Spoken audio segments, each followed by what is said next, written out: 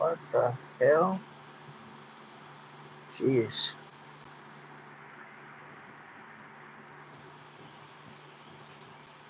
Oh. All right, guys. I don't know if you guys can hear me or not. I don't know, but wow, I am starting to get old. Look at this.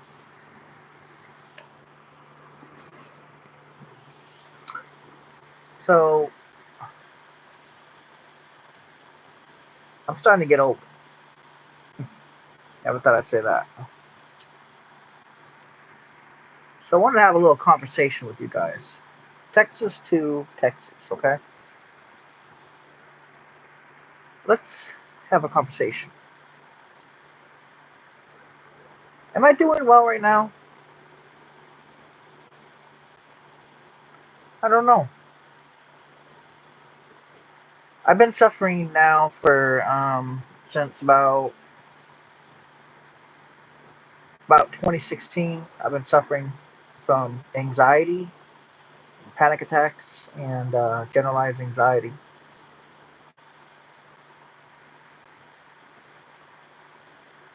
It's been about 8 years now that I've been suffering. 8 years. No joke. 8 years.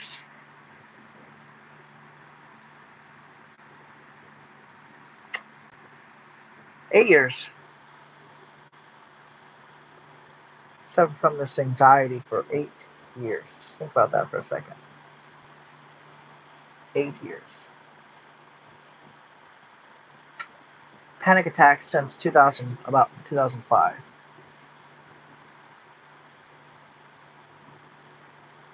This isn't this isn't normal. It's not normal to experience this type of events all the time. I wish I found a doctor that could help me. Wish I could. So, let me give you a rundown on what it's like, since I don't come here much often anymore. The anxiety is so bad that I am practically bedridden. I every day I suffer. Every day I'm suffering.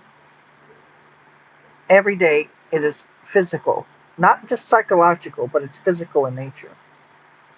It's every single day. Nothing I do helps. No medication that I take helps me. No, nothing helps. No matter what I do, no matter where I go, I suffer every day from this, whatever the hell it is. I don't know if it's anxiety at this point. I don't know if it's physiological. I don't know if it's other conditions causing me to feel physiological anxiety all the time. Because I'm taking a medication, but it's not working. For the most part, my blood work is okay. And for the most part, my heart is okay. My lungs are okay. But for some reason, and I still don't know what the answer is, I only have two extreme deficiencies. And I don't know if that is contributing to my overall health. An extreme vitamin D deficiency and a moderate to severe folate deficiency. Those are the only two that maybe is contributing to this. I want to feel happy and I want to feel healthy, but I'm not getting that. I can't. Let me give you an example of how bad it is. I have not been to New York City. I haven't been to New York City. I haven't driven anywhere in weeks. I just lay here not knowing what to do because the physiological anxiety is so much to bear. I have no cell phone service. I can't even talk to anybody, really. I have no money, no cell phone coverage. I'm broke, completely 100% broke. I can't even get. I tried getting to my car, and I was lightheaded and dizzy just doing that. Everything I eat makes me sick. I don't know why. I mean, literally almost everything.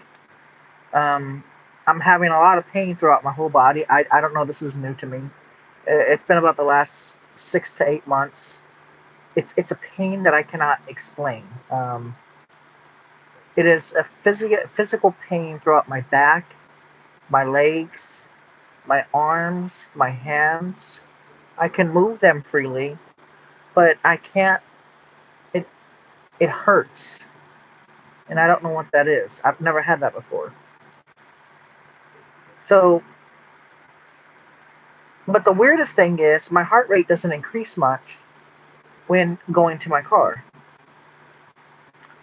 I don't understand that. So if my heart rate's not increasing much, it's not my heart doing it. What is causing my body to have such a bad reaction walking to the car? I just don't understand that. Blood pressure's okay, pulse is okay, but I just feel physiologically weak, and I don't know why.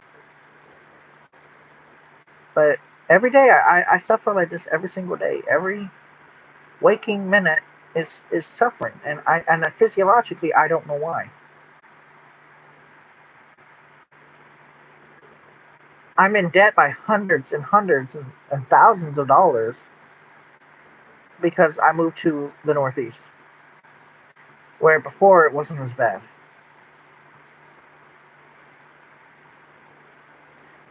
My significant other, for doing the right thing, by the way, pretty much lost everything because she was doing the right thing. Imagine that. The people's attitude here in the Northeast is um, very chaotic, very mean, very cruel, very straight to the point. But it's not about just being straight to the point, because Texans are like that too. But it's also just being very rude.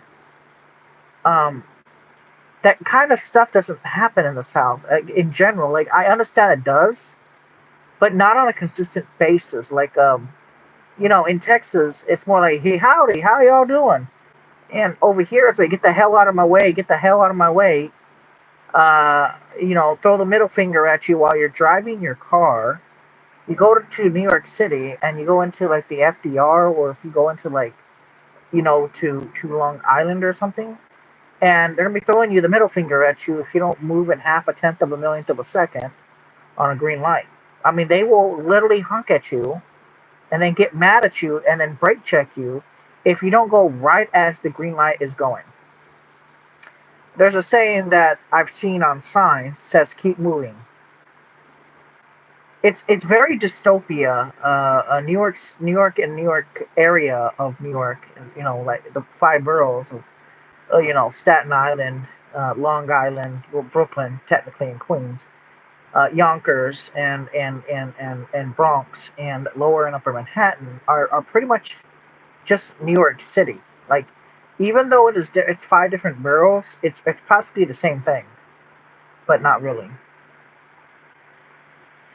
The sad part is native New Yorkers are not really that mean. It's very odd. Like, they have like a really mean outer shell, but once they get to know you, they like to really get to know you. They like you. They're like, hey, how you doing, Ben? How you doing? I haven't seen you in a minute. Where you been?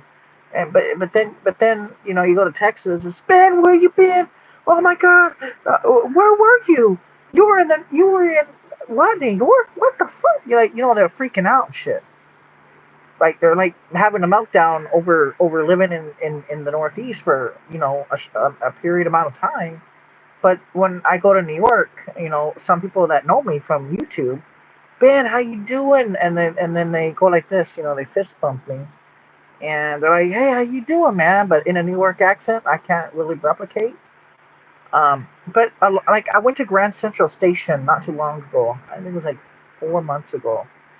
The people I was actually I stopped because I took a subway from the New Jersey side, and I went to Grand Central and I stopped. I got off the train and I wanted to just sit there for like 2 or 3 hours and observe people from the Northeast because being from Texas, I mean it's like a whole different world in the Northeast. And then I think I saw World of T-shirts there. I saw Joshua vlogging and walking really fast to the train. It was funny as hell.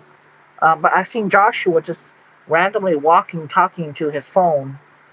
Uh, I think I've seen him like 4 times since I've been here. He's just randomly walking through New York at about 200 miles an hour. I've even seen him in Staten Island. He just whoop, randomly, like you'll just see him like randomly near like the freeways or like on the sides of the roads. I've seen him near the Verrazano Bridge, and I've also seen him. Where have I seen this guy at? I've seen him in Queens, or no, Brooklyn. I saw him at a micro center in Brooklyn. It was very strange, by the way. Just really fucking strange. But I did see him. But in general, the people's attitude is just completely different. They are very extremely fast paced in comparison to people from Texas. Like I could go right now to Mason, Texas, and go to Kerrville, Texas, and go to Comfort, Texas, and go to Fredericksburg. I can go to all these cities, and I'm not going to experience the hellness of the Northeast. I can go to even Houston and only experience a lot of traffic and some attitude. But then imagine the attitude of Houstonians and Dallas people, and then imagine times 20. So you get the people in hell from Dallas and Houston, then magnify that by times 20, and you get New Jersey and New York. I don't know what is it with people here, but they are angry. Angry people. They pull out in front of you on these tiny streets, or just around just the eastern portion of New Jersey and central portion of New Jersey, and in New York. They just pull out right, red light, pull out right in front of you. You have to slam your brakes just to avoid hitting them. I've never seen nothing like it. In Texas, they just run the red light and then that's it, you're done. But here, it's a completely different ballgame, completely different story. It is, it's hell on earth. The Northeast, specifically New England, Eastern PA, all of New Jersey, Southern New York, Rhode Island, Connecticut, Massachusetts, just hell on earth. Connecticut, just hell on earth. I don't know how else to explain. Just just hell. These people are evil, not literally in the sense of evil, but like they are cold. Just going through the drive-through occasionally. I haven't been through a drive-through in like a week, but just going through the drive-through is hell. Like they're like, "What's your order?" And I'm like, I tell them exactly what I want, and they get the order wrong consistently. In Texas, they rarely get the order wrong, but I literally tell them what I want slowly, and they get the order wrong. So I thought, well, maybe one day let me go a little bit faster, and kind of put it like a fake New York accent. Yeah, I'd like a double cheeseburger, no bread, that kind of stuff or whatever, and that failed miserably. They got the order wrong, even though I specifically told them slowly and fast, but they still got the order wrong. Multiple. I mean, we're talking hundreds of times since I've been here. I don't understand or comprehend how badly the roads are in parts of the Northeast. The lack of caring, the lack of compassion. The lack of pulling to the left when there's emergency vehicles on the side of the road. I've never seen nothing like it. I mean, not even Florida is bad with car crashes, but New York and New Jersey take it to this next level of insanity. The people are speeding when there's ice sheets on the roads going 60, 70 miles per hour over a icy bridge. And then I see them crashing into the pillars and into the divided concrete barriers in real life, crashing. And I'm going slow. I'm going 25 with the speed limit's like 40. I think it's 45 or 50, whatever. I'm going 25 because there's ice and everybody else is going slow in the right lane because I don't want to, because you're just sliding. I mean, as soon as you pull the brakes, it's just all sliding. But as long as you just kind of pump the brakes slightly, you can stop and drive normally. Maybe some sliding of the tires, but for the most part, there's salt on the road, which would destroy your vehicle over time anyway. So I don't understand the comprehension of people who are driving 70 miles an hour when there is literal ice and the temperature is well below 32 degrees Fahrenheit. I don't understand that mechanism because in Texas, I'm not going to drive out there when it's icing because I know that Texans don't know how to drive on ice. The only people that I could probably say that probably know how to kind of drive on icy roads in Texas is going to probably be Amarillo and Lubbock. Maybe Abilene, but mainly just northern Dallas, north of Dallas, know how to drive on icy roads. Oklahoma, Amarillo, and Lubbock, western panhandle of Texas. They know what they're doing. But at the end of the day, you don't get on the road in Texas when it's icing. That's a big no-no. Also, them not salting the roads is also a big no-no, especially because Texas has so many high overpasses. I mean, Texas is the king of overpasses. I mean, there are some as higher than buildings. I mean, it's ridiculous how Texas is. But in the Northeast, it's a whole different ballgame. They salt the roads, but people just go too fast. Guys, this whole world, the situation, the financial strains. I've been talking since 2020. It's going to get worse. It's not going to get better, not for a long time. So what is what it is, as they keep saying.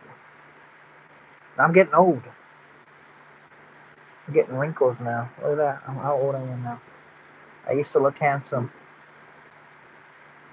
Now I just look like a middle-aged person.